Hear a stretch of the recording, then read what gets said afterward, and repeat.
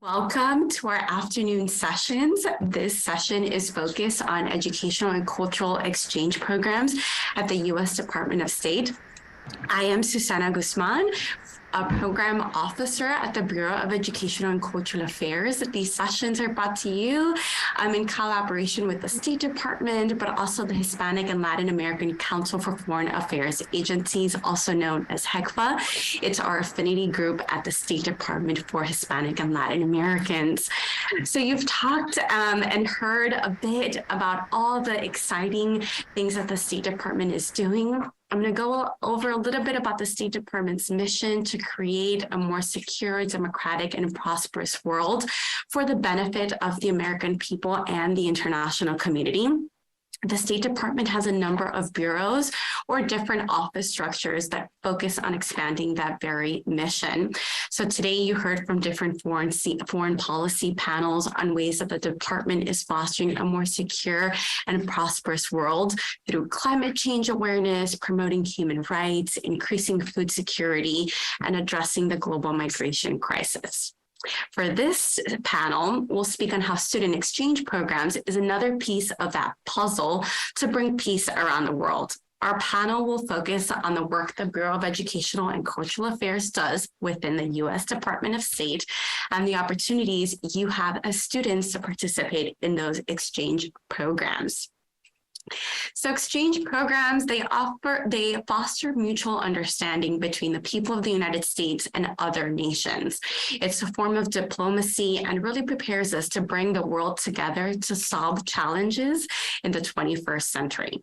By having a student travel to a different country and experience what it's like to step into another culture, we are building a new generation of diverse backgrounds with skills to work across languages, cultures, and borders.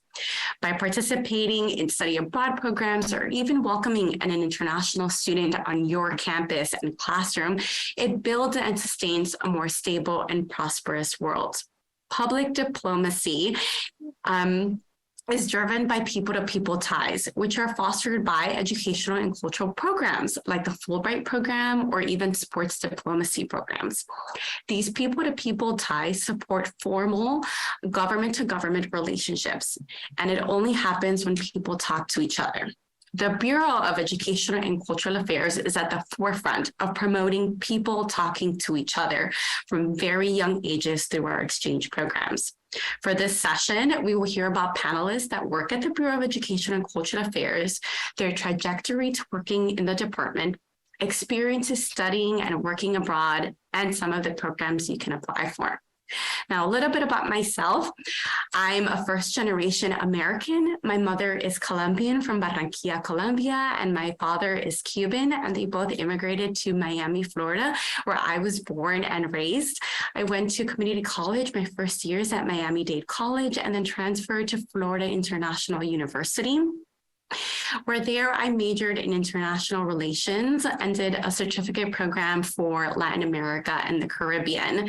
Being that my background, I found it to be one of the cultures that I really wanted to immerse myself more into and really get to work more in that sector.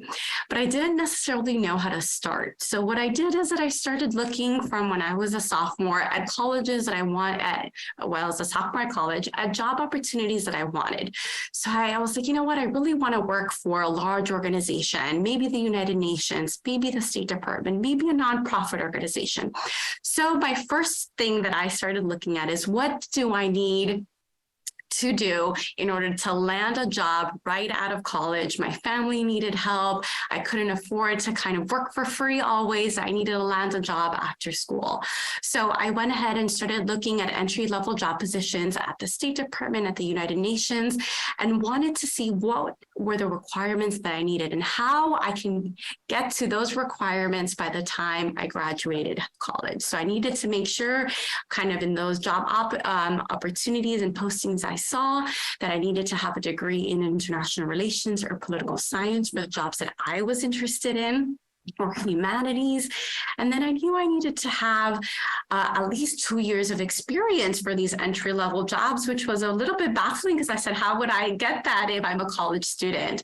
So I got to talking to some of my professors, and internship programs was one of the great ways that I started to acquire those 2 years of experience.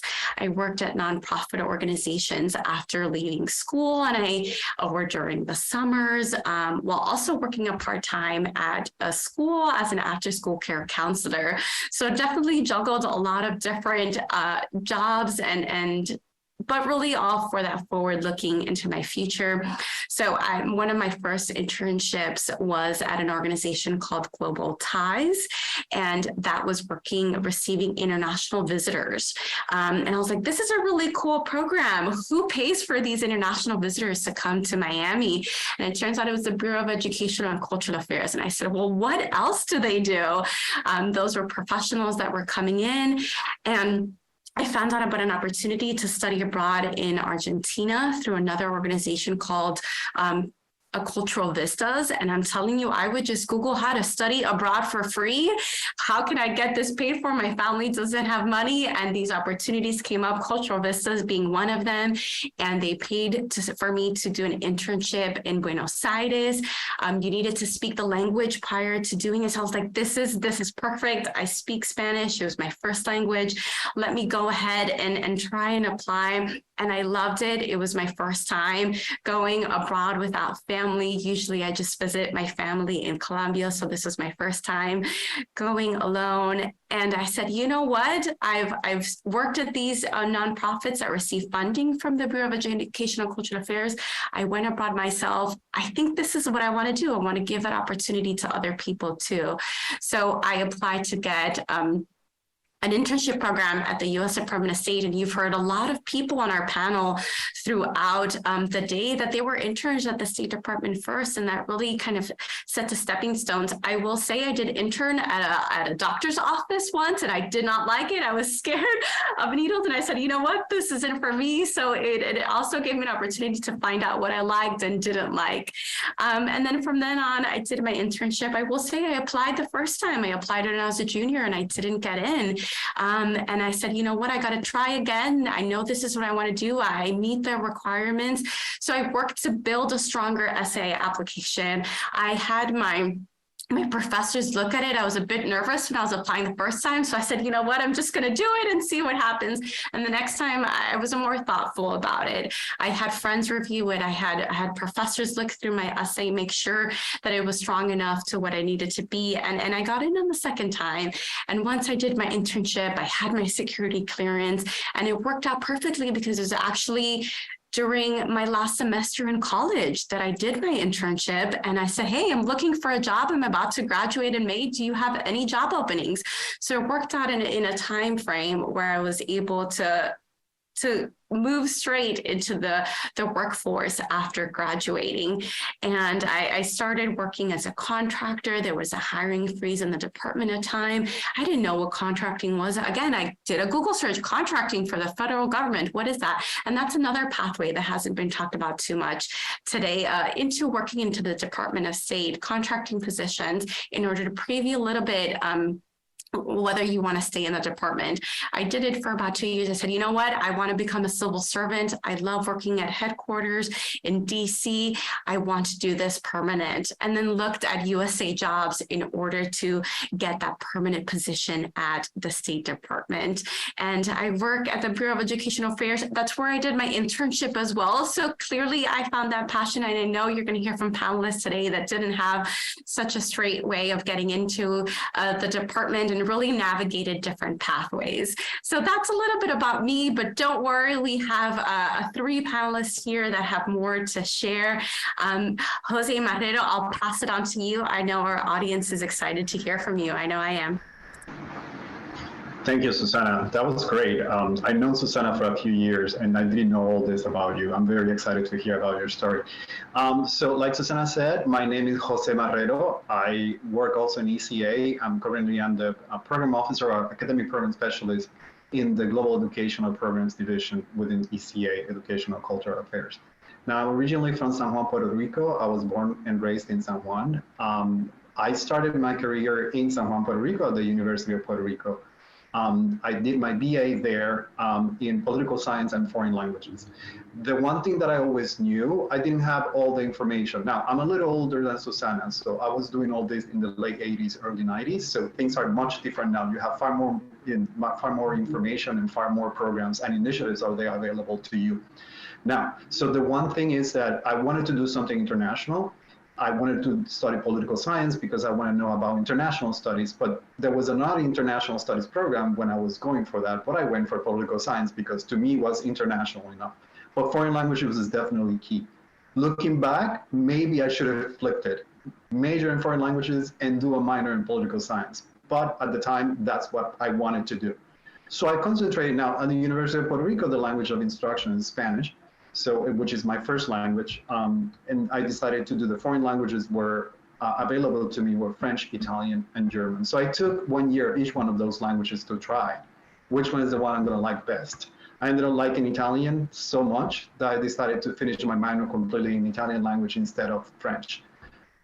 Now that took me to my master's degree in languages. One thing that I wanted to do again was going abroad. So that took me to Florence, where I spent 4 years working on language, Italian language and literature, and a little bit of cinema. Living in Florence as a Puerto Rican was great. In my case, it was a different venture. I'm going there with an American passport, but every time I spoke, I had a Spanish accent. So it was a very different experience. So I actually forced me to learn the language really well, although, Spanish and Italian are very close, but they're very different too. Because no one was learning Spanish, no one tried to talk to me in English, which was an advantage for me in that moment. So everyone had to talk to me in Italian, and I forced them to do so.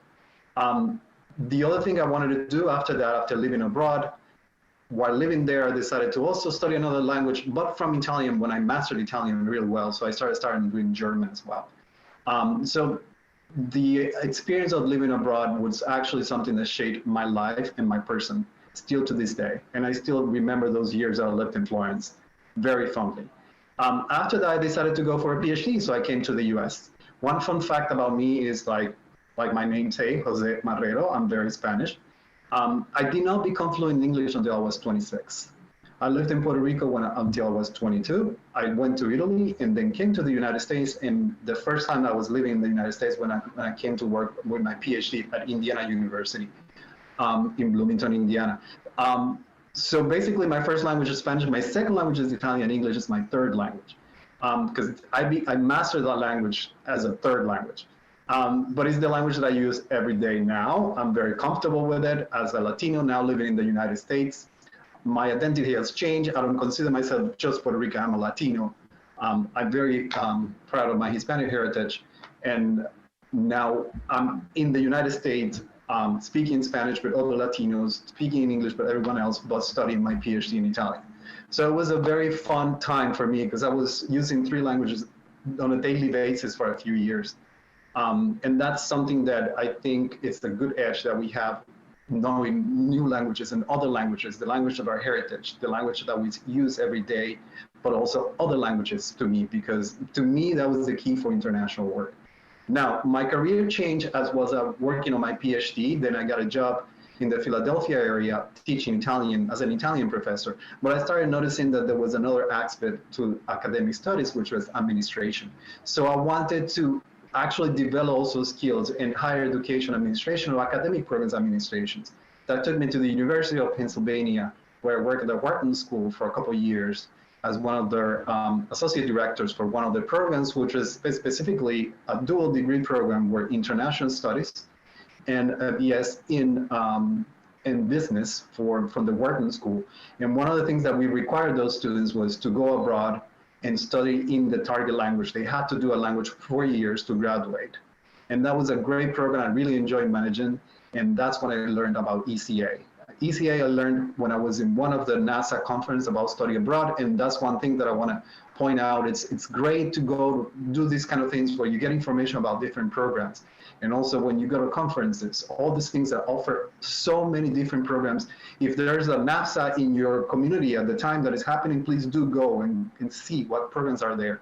Because one thing that we have now that we didn't have when I graduated back in 1989 from high school is a lot of information, a lot of new initiatives, and I'm not going to get tired of repeating that. It's very important that you're informed, that you know, and that this session is going to be very valuable for you today.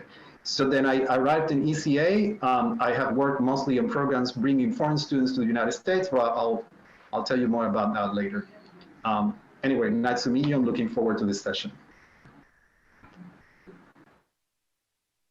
Thank you so much, Jose. Those are some valuable points, and I'm so glad you shared with us today. I've just put in the chat that organization that Jose was talking about, NAFSA. It's an organization focused on international education, and they have conferences that are open to students and faculty to attend. And we also have representation. Governments often have representations at this conference. Daneo, Brinson, welcome. I know you have a lot to share as well, and I'll give you the floor. Thank you, Susanna. Can everyone hear me okay? It is so good to be with you today. We can't see you, but I know you all can see us, and we're excited to have you. I will tell you that I was born abroad. I grew up in New York with a single mother. I learned Spanish growing up in New York from my neighbors, from school. It's the language I chose in junior high school. And then I went to Spelman College in Atlanta, and that was my major, Latin American Studies and Spanish. And so I flipped it. Jose did it the other way. I did Spanish as my major. And while I was doing that, I had to work. I had internships every summer. I was an inroads intern. Some of you may be familiar with it. It made sure that you had an internship with the same company for the 4 years of college. That was the money I used during college for my mad money, my pocket money. And so inroads required you to be a business major. Well, I was Latin American Studies and Spanish. And so because I did so well with my internship, they allowed me to stay with that major. It's an important lesson about knowing yourself, being confident at asking for what you need. And they made an exception because I had been exceptional with my work and my integrity and work ethic. And so I knew I wanted to study abroad. Hence that internship money came in handy because that was my money in my pocket. I got to study abroad in the Dominican Republic. I lived with a family for 6 months and went to school at Ucamaima in Santiago. And my mom was not very happy that I wanted to study abroad, and she was worried about the money and the distance. And the way that I was able to pitch it is that it costs the same as a semester at Spelman. And now you have things like the Gilman Scholarship that Jose and Josh will talk about that can help you study abroad. I wish I had that. So when I finished Spelman, I knew that I always wanted to work for the State Department. I thought I wanted to be foreign service, but I found out there's also civil service, which is what I am. I'm based here in DC. But we have opportunities to travel. You can do temporary duty assignments and still travel overseas and have that experience from time to time. When I was graduating, I didn't have a great plan, and my mom helped me get a job at the U.S. Department of Education. So I didn't go right to the State Department, but I knew I wanted to do more international work. So I stayed in Atlanta, and I volunteered with international organizations like the Georgia Council for International Visitors and Global Ties, which Susanna mentioned as well.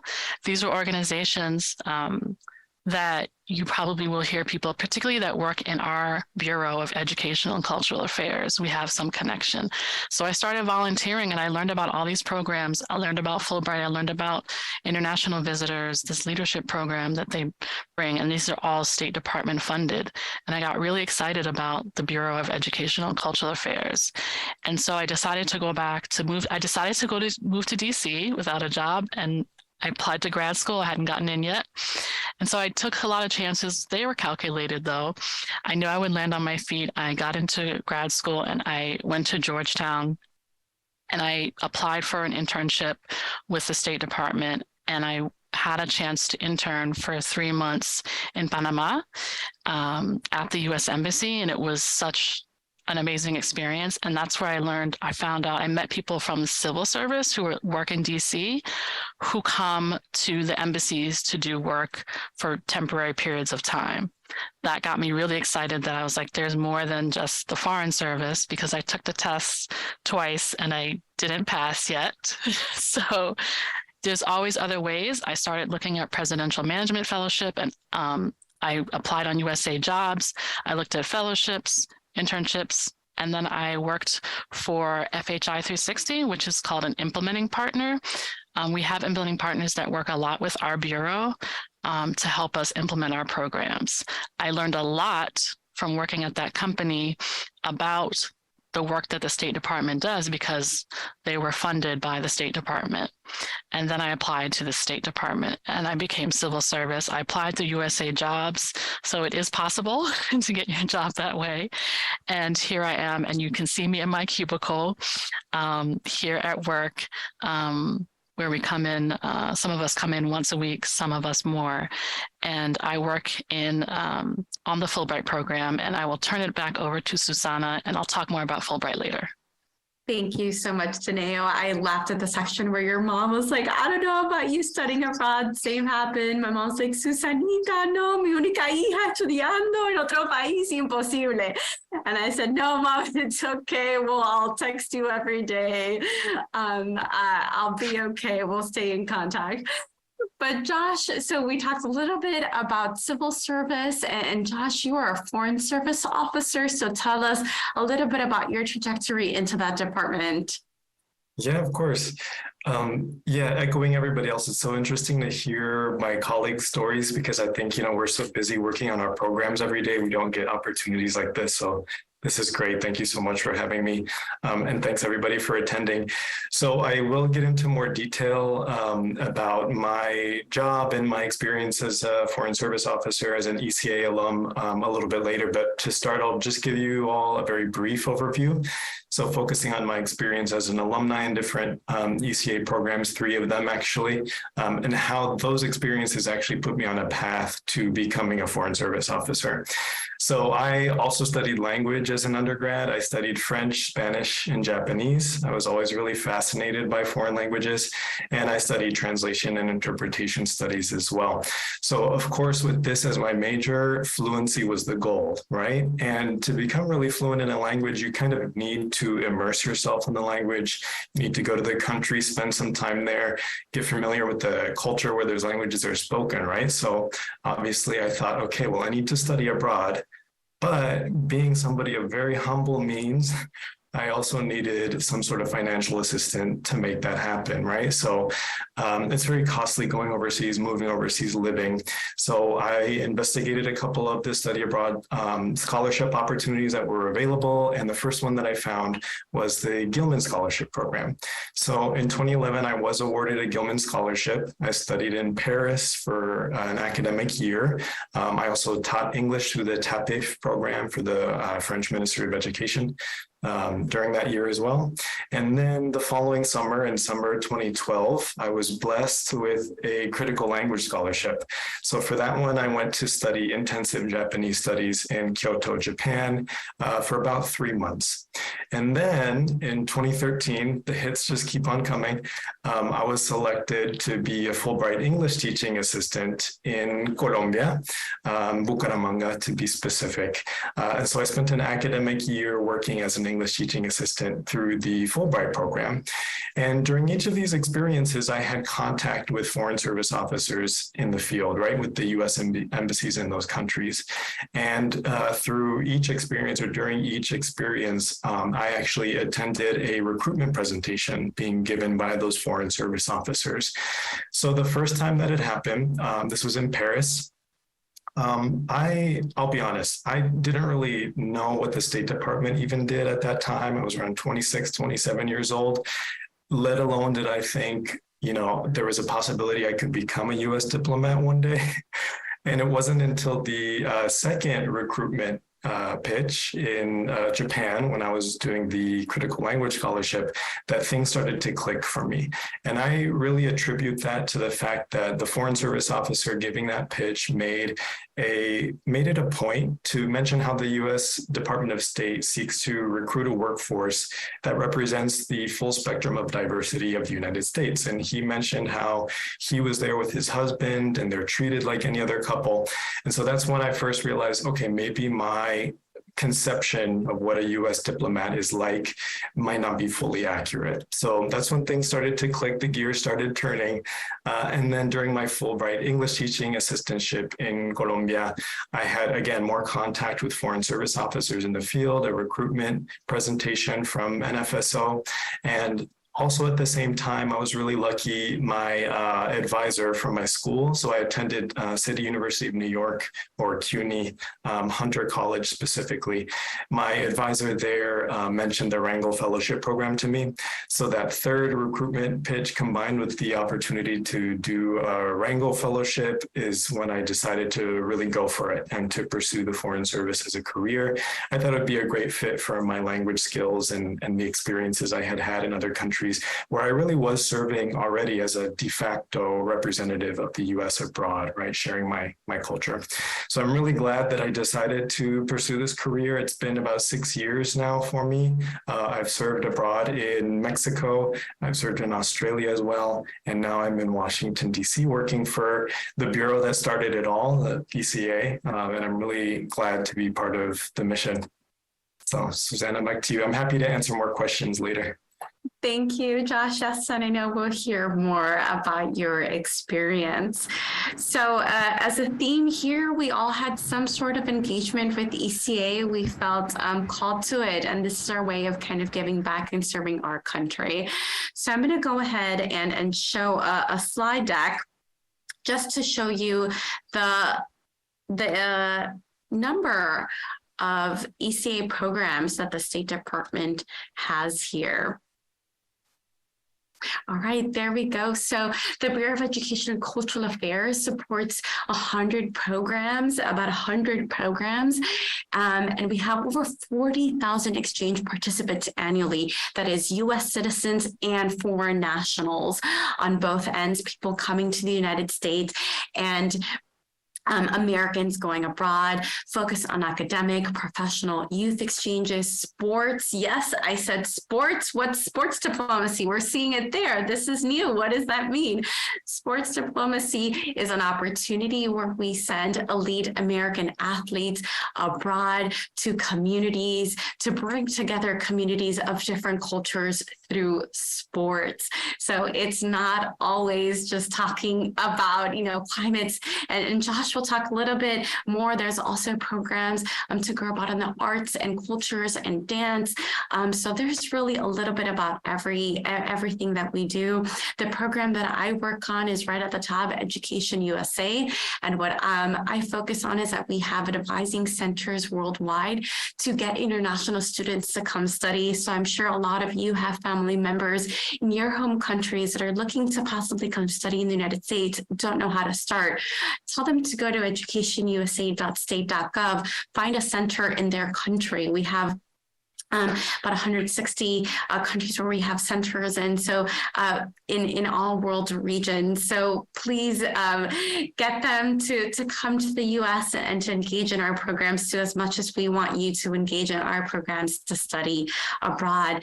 So all the number of programs are available on eca.state.gov, but we have a few that we want to highlight today, which you've heard throughout the day, and Josh mentioned it, but I'm going to pass it over to Jose, who's going to talk about the Gilman and the Critical Language Scholarship Program.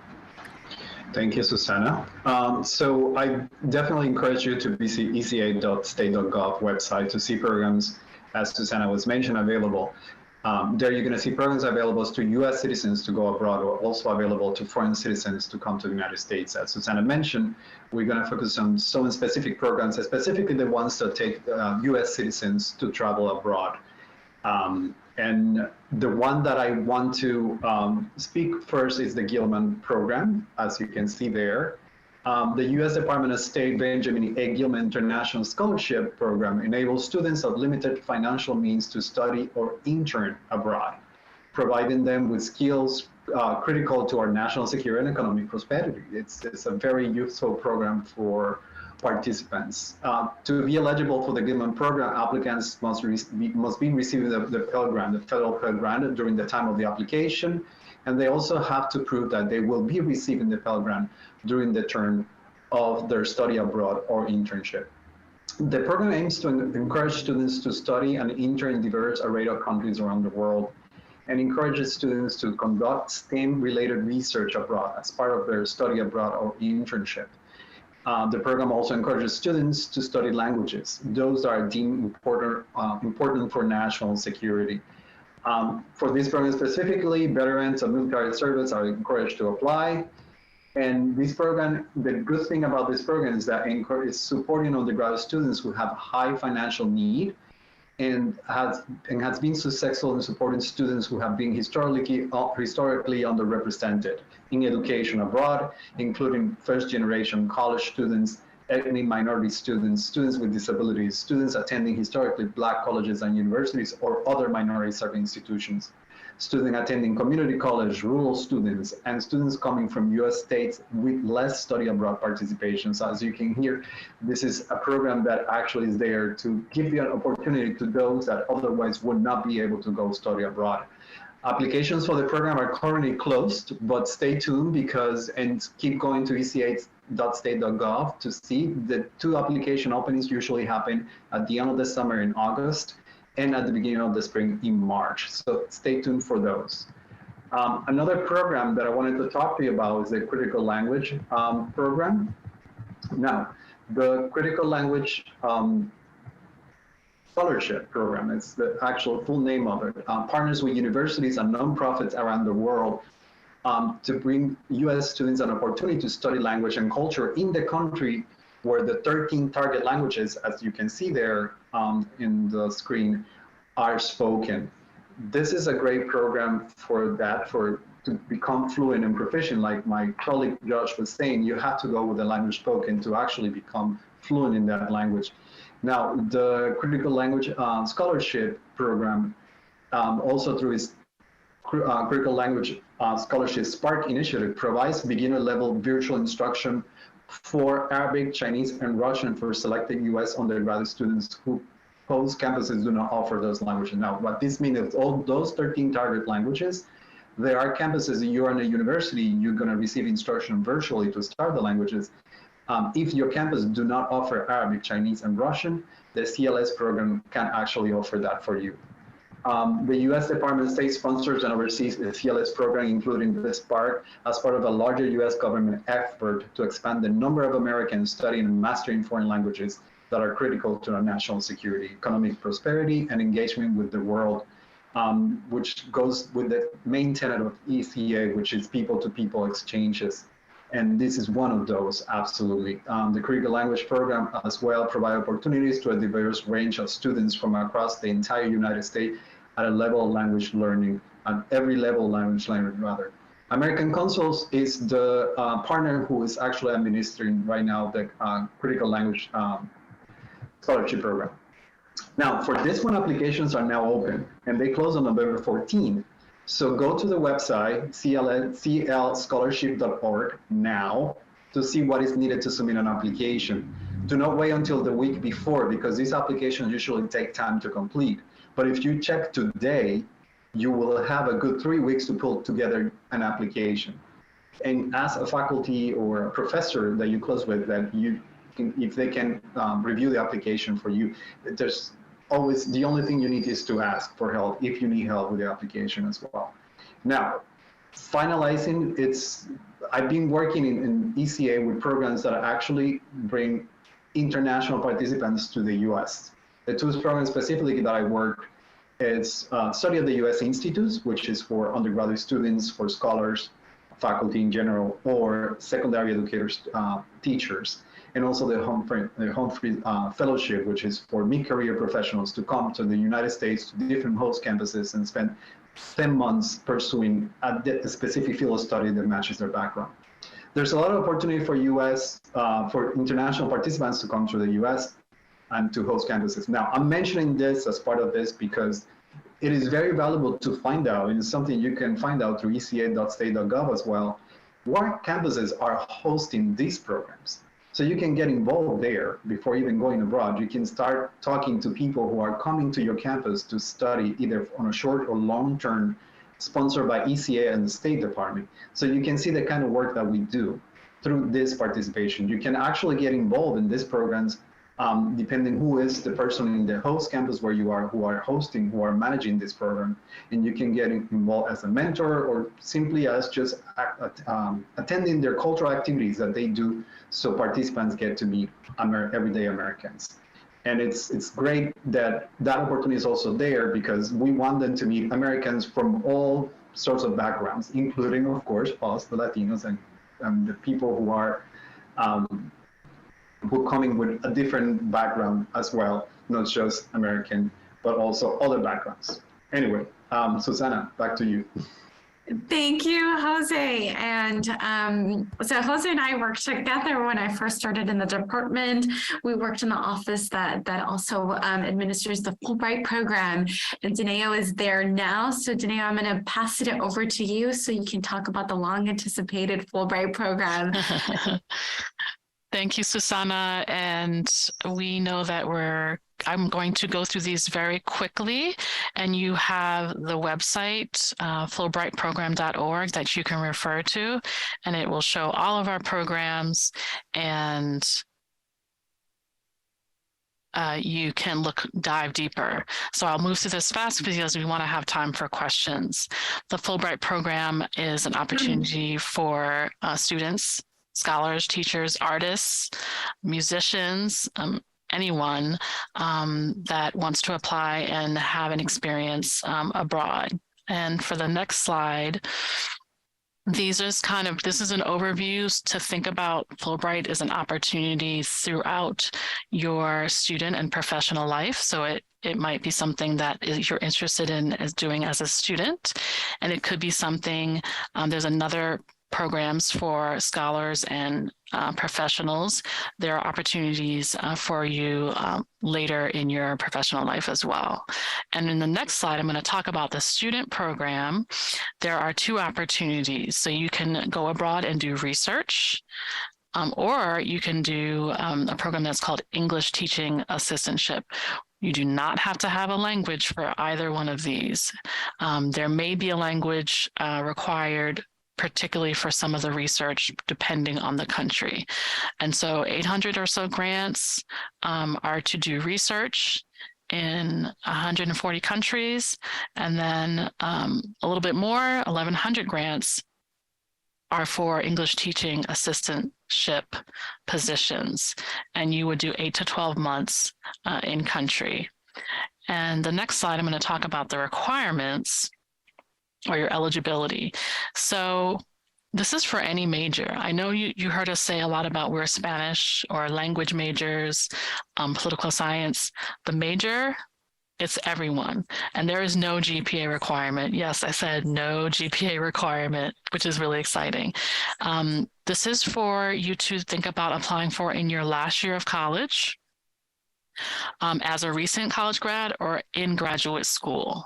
And you can be an early career professional. So you might have graduated a couple of years ago. You can still apply at large. But I always recommend that you go back to your college and use your career office, your advising office. You need help to ensure that you have a really solid application. And so as long as you don't have a doctorate at the time of application, you can apply to the Fulbright U.S. student program. The next slide, I'm going to share the benefits. So we pay for your round trip transportation. There's a stipend for your living costs, health benefits, and pre-departure and orientations and so resources for you to be successful, including if you do the English teaching assistant position, you will have resources on how to help teach English in the classroom. And you could be teaching anywhere from K through 12 through university.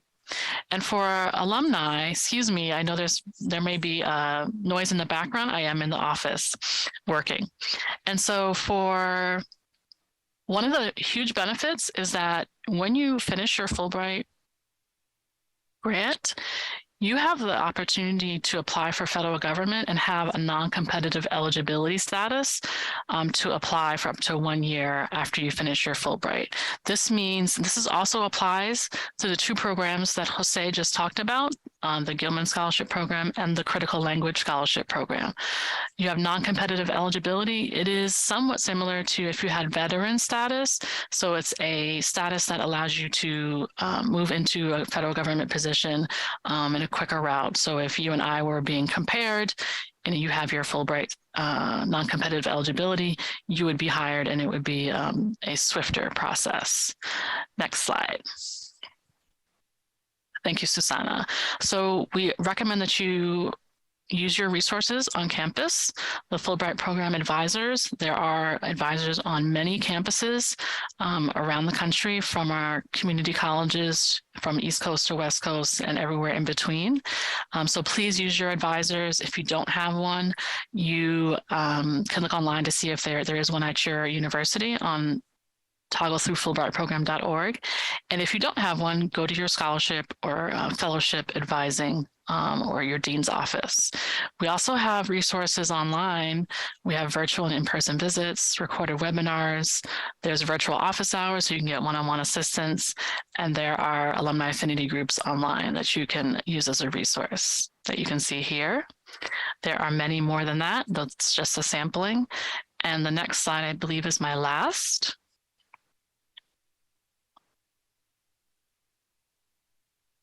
If Susanna can hear me, we can go to the next slide. And it may be that our technology is just having a little delay.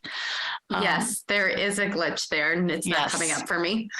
And so we can close there. And I know we want to open it up back to you, Susanna.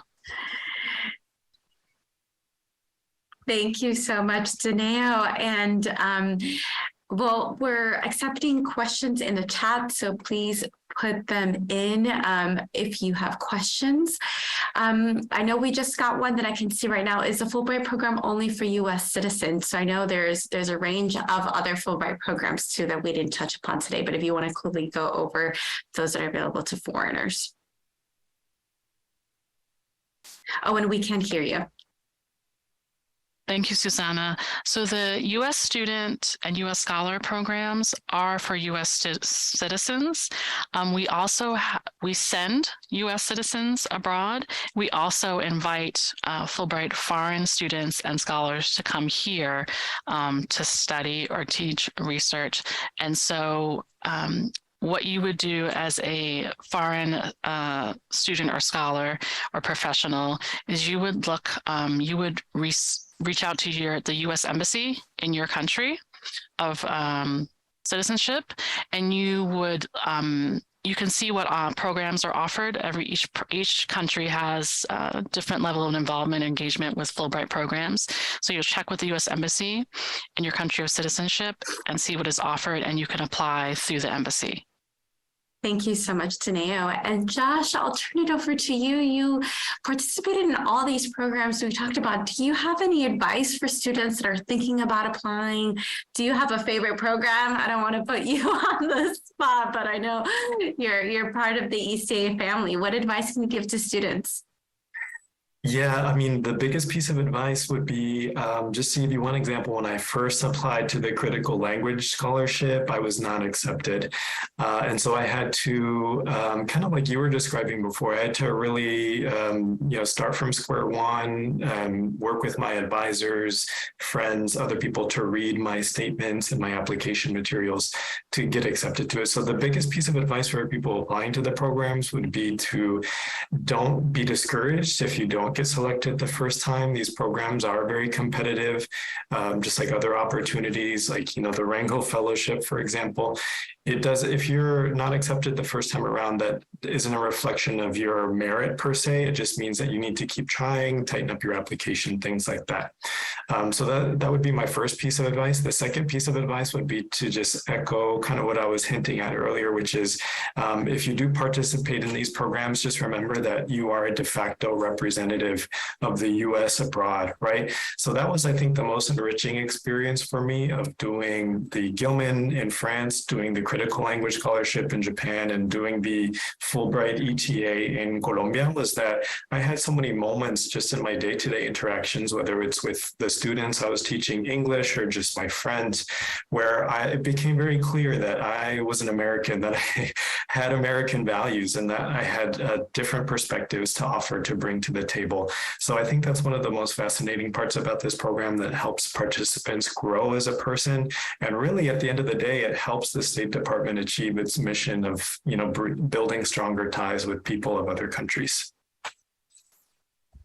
Thank you so much, Josh. And I know that brings us at time. I can't believe it. We didn't even have too much time for questions, but I do see some of the chat about non-US citizens looking to do postgraduate studies or undergraduate studies in the US, receiving scholarships for those.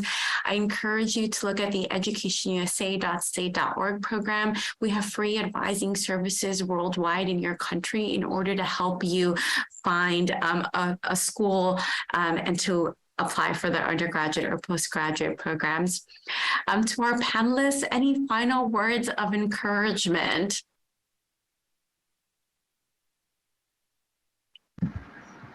Well, on my part, I'll tell you, go for it, apply, like Josh said, twice, 3 times if you need to. Don't get discouraged, and enjoy the adventure. And so one part of all this career path that I had was I really enjoyed what I did all the way through. I would echo that. And I would say be curious, ask people for coffee, ask for meetings, get information, and apply to everything. Good luck.